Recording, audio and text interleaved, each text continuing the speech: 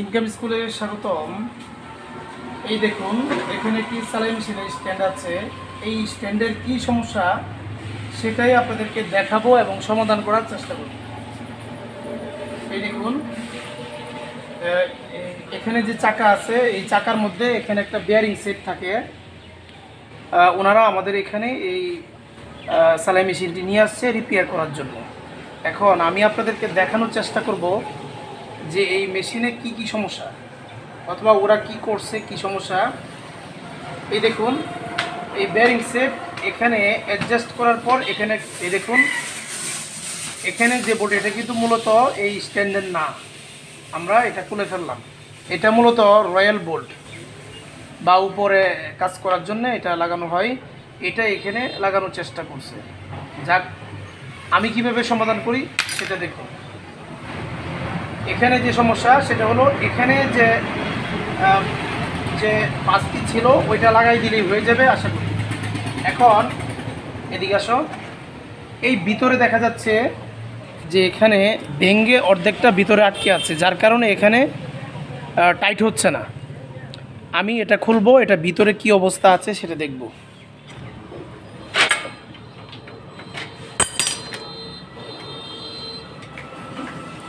এগুলো হলো প্র্যাকটিক্যাল কাজ।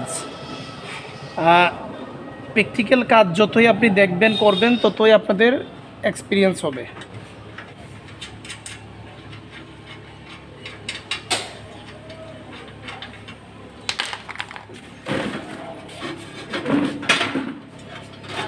এই দেখুন, এটা আমি খুলে নিলাম।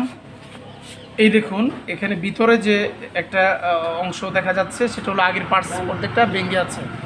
অংশটুকু দেখতে পাচ্ছেন, সেটা হলো আগের যে পার্টস ছিল ওইটা ভেঙে গেছে, যার কারণে উপরে যে আরেকটি পার্টস দেওয়া হচ্ছে ওইটা মানে টাইট হচ্ছে না। এখন এটা কিভাবে খোলা যায়, এগুলো হলো প্র্যাকটিক্যাল কাজ। আমি প্রাথমিকভাবে একটু চেষ্টা করি এটা খোলা যায় কিনা। খুলছে।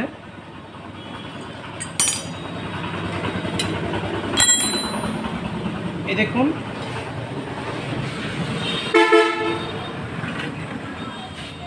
এটা খুলে গেছে। এই অংশটুকু ভেঙে ভিতরে ছিল। আসলে কি, এখানের বডির যে পেস আছে এটা সম্ভবত চলে গেছে, অথবা এমন একটা কিছু হবে, ওরা নিজেরা চেষ্টা করছে। হ্যাঁ, এটাই হবে।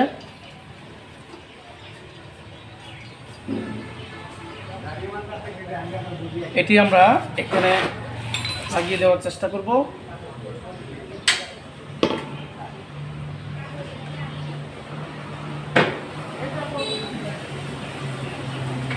এদিকে আনো, এদিকে এদিকে ধরো, এদিকে এদিকে তো কিছুই দেখা যাবে না। এদিকে এই দেখুন, এটা আমি লাগিয়ে নিচ্ছি। আবার এখানে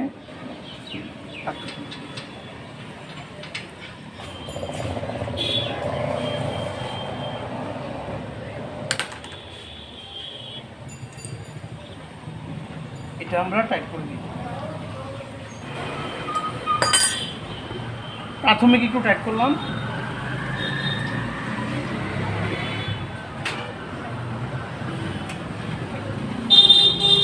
পরবর্তীতে উপরে মেশিন সেট করে অরিজিনালভাবে রেখে বা সঠিকভাবে রেখে আমি টাইট করার চেষ্টা করব। মেশিনটা নিয়ে আসেন।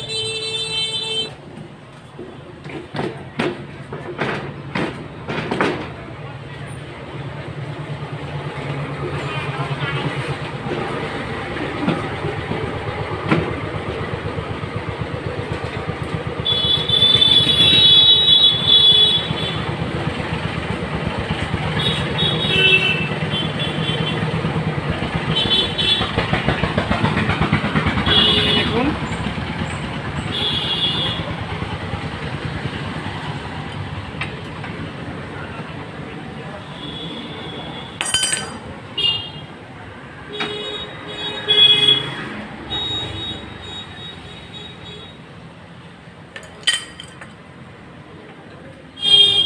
ভেঙে ছিল, যার কারণে ওরা এরকম একটি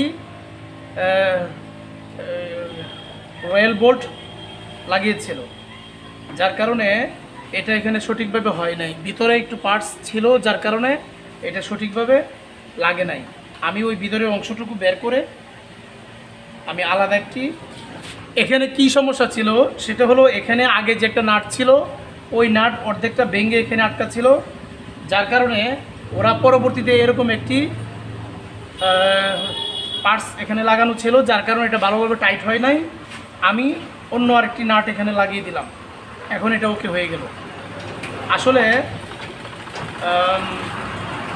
যতই প্র্যাকটিক্যাল কাজ করবেন ততই আপনাদের জন্য ভালো। এই শুধুমাত্র একটি নাটের জন্যে এই মেশিনটি অচল। আপনারা যারা সেলাই মেশিনের কাজ করেন বা করতে চান তারা প্র্যাকটিক্যাল কাজ করবেন, দেখা সব শিখে ফেলাবেন এরকম কিন্তু না। আমরা কোন কাজ কখন কিভাবে করি সেটা অগ্রিম বলা যায় না। আশা করি আপনারা বুঝতে পেরেছেন এখানে কী সমস্যা ছিল। অনেকেই আছে যে নিজে নিজে একটু মেকারি করে ঠিকঠাক করার জন্যে তারা চেষ্টা করে, সব কিছুই যে তারা সফল হয়ে যাবে তা কিন্তু না। ধন্যবাদ সবাইকে, আসসালামু আলাইকুম।